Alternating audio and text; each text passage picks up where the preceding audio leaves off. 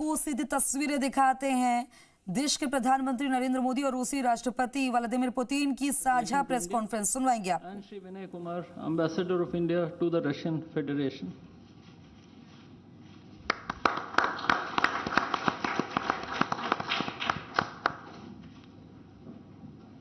I would like to additionally inform everyone that the two leaders have also adopted a joint statement which would be issued shortly.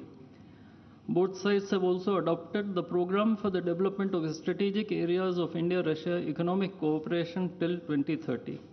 And we also welcome the Russian side's decision to adopt the framework agreement to join the international Big Cat Alliance. Ladies and gentlemen, I now request the spokesperson of the Ministry of External Affairs to conduct the rest of the proceedings.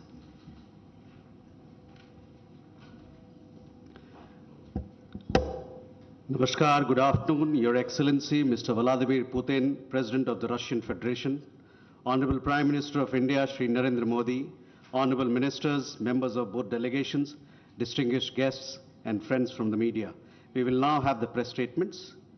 May I request Honorable Prime Minister of India, Shri Narendra Modi, to give his remarks to the media. Your Excellency, my friend राष्ट्रपति Putin, दोनों देशों के delegates, media के साथियों, नमस्कार, दोबरी दिन। आज भारत और रूस के 23वें शिखर सम्मेलन में राष्ट्रपति पुतिन का स्वागत करते हुए मुझे बहुत खुशी हो रही है। उनकी यात्रा ऐसे समय हो रही है जब हमारे द्विपक्षीय संबंध कई ऐतिहासिक माइलस्टोन के दौर से गुजर रहे हैं। ठीक 25 वर्ष पहले राष्ट्रपति पुतिन ने हमारी स्ट्रेटेजिक पार्टनरशिप की नींव रखी थी। 15 वर्ष पहले 2010 में हमारी साझेदारी को special and privilege strategic partnership का दर्जा मिला। पिछले 2.5 दशक से उन्होंने अपने नेतृत्व और दूरदृष्टि से इन संबंधों को निरंतर सींचा है। हर परिस्थिति में उनके नेतृत्व ने आपसी संबंधों को नई ऊंचाई दी है। भारत के प्रति इस गहरी मित्रता और अटूट प्रतिबद्धता के लिए मैं राष्ट्रपति पुतिन का, मेरे मित्र का हृदय से आभार व्यक्त करता हूं। फ्रेंड्स, पिछले 8 दशकों में विश्व में अनेक उतार चढ़ाव आए हैं। मानवता को अनेक चुनौतियों और संकटों से गुजरना पड़ा है और इन सब के बीच भी भारत रूस मित्रता एक ध्रुव तारे की तरह बनी रही है। परस्पर सम्मान और गहरे विश्वास पर टिके ये संबंध समय की हर कसौटी पर हमेशा खरे उतरे हैं। आज हमने इस नींव को और मजबूत करने के लिए सहयोग के सभी पहलुओं पर चर्चा की। आर्थिक सहयोग को नई ऊंचाइयों पर ले जाना हमारी साझी प्राथमिकता है। इसे साकार करने के लिए आज हमने 2030 तक के लिए एक इकोनॉमिक कोऑपरेशन प्रोग्राम पर सहमति बनाई है। इससे हमारा व्यापार और निवेश डाइवर्सिफाइड, बैलेंस और सस्टेनेबल बनेगा और सहयोग के क्षेत्रों में नए आयाम भी जुड़ेंगे। आज राष्ट्रपति पुतिन और मुझे इंडिया रशिया बिजनेस फोरम में शामिल होने का अवसर मिलेगा। मुझे पूरा विश्वास है कि ये मंच हमारे बिजनेस संबंधों को नई ताकत देगा। इससे एक्सपोर्ट, को प्रोडक्शन और को इनोवेशन के नए दरवाजे भी खुलेंगे। दोनों पक्ष यूरेशियन इकोनॉमिक यूनियन के साथ एफटीए के शीघ्र समापन के लिए प्रयास कर रहे हैं। कृषि और फर्टिलाइजर के क्षेत्र में हमारा करीबी सहयोग फूड सिक्योरिटी और किसान कल्याण के लिए महत्वपूर्ण है। मुझे खुशी है कि इसे आगे बढ़ाते हुए अब दोनों पक्ष साथ मिलकर यूरिया उत्पादन के प्रयास कर रहे हैं। फ्रेंड्स, दोनों देशों के बीच कनेक्टिविटी बढ़ाना हमारी मुख्य प्राथमिकता है। हम आईएनएसटीसी, नॉर्दर्न सी रूट, चेन्नई व्लादिवोस्टोक कॉरिडोर पर नई ऊर्जा के साथ आगे बढ़ेंगे। मुझे खुशी है कि अब हम भारत के सी फेरर्स की पोलर वाटर्स में ट्रेनिंग के लिए सहयोग करेंगे।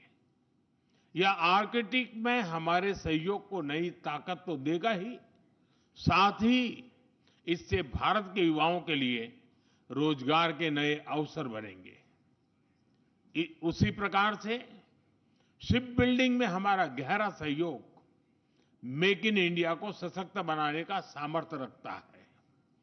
यह हमारे विन विन सहयोग का एक और उत्तम उदाहरण है, जिससे जॉब्स, स्किल्स और रीजनल कनेक्टिविटी सभी को बल मिलेगा। ऊर्जा सुरक्षा भारत रूस साझेदारी का मजबूत और महत्वपूर्ण स्तंभ रहा है।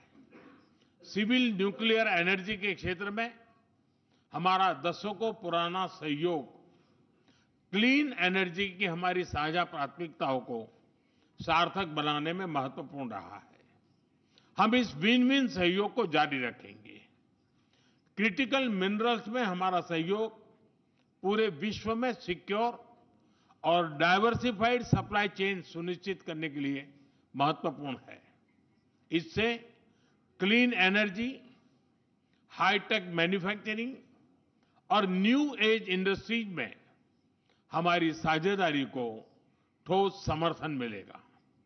फ्रेंड्स, भारत और रूस के संबंधों में हमारे सांस्कृतिक सहयोग और पीपल टू पीपल टाइज का विशेष महत्व रहा है।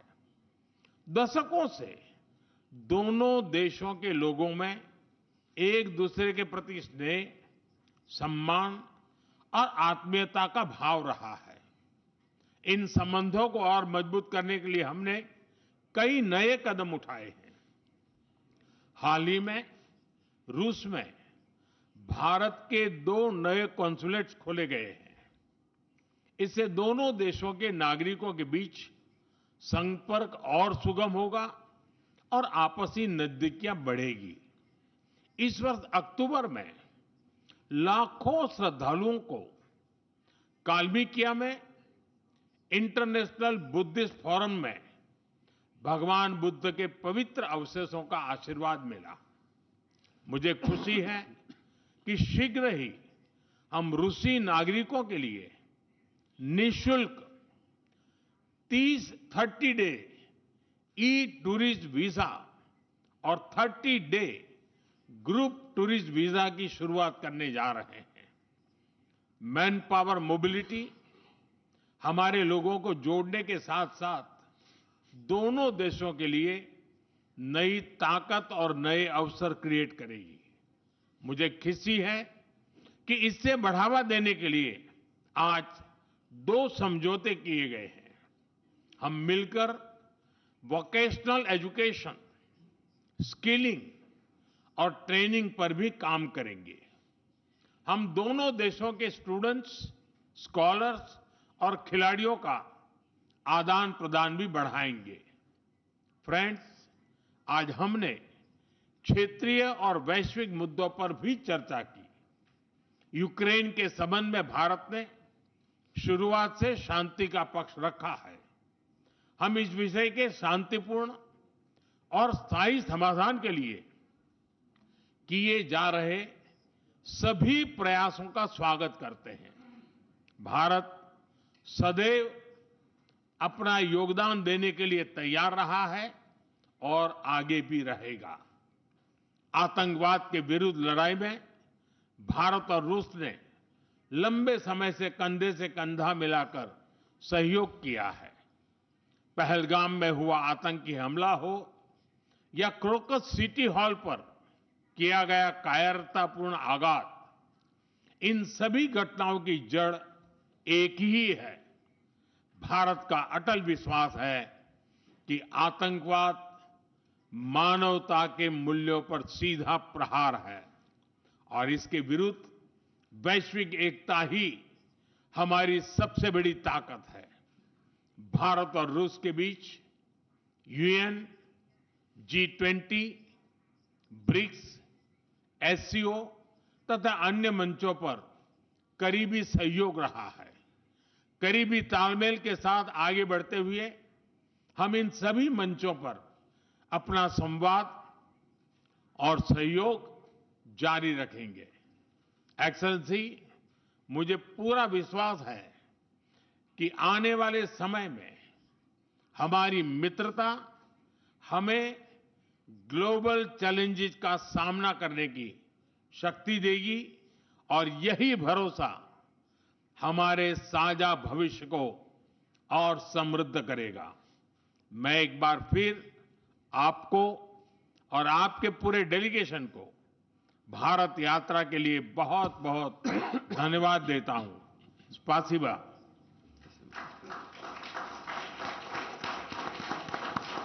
Thank you, sir. May I now request His Excellency Mr. Vladimir Putin, President of the Russian Federation, to give his remarks to the media.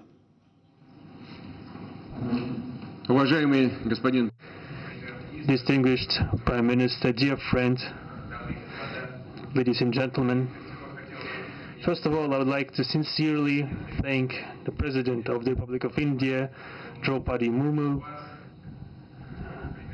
you personally, distinguished Prime Minister, and all our Indian colleagues for the warm and hospitable welcome accorded to the Russian delegation. The negotiations that we've just had with the Indian colleagues, and as well as our talk yesterday with distinguished Mr. Modi in the form of tete-a-tete at his residence, the dinner was great. I would like to thank you for this sign of attention. These talks were very useful. They were held in a constructive and a friendly atmosphere in the spirit of the special and privileged partnership between Russia and India. I would like to point out that we and Prime Minister Modi have established a close working dialogue. In September this year, we met during the SEO summit in Tianjin. We are regularly having telephone calls.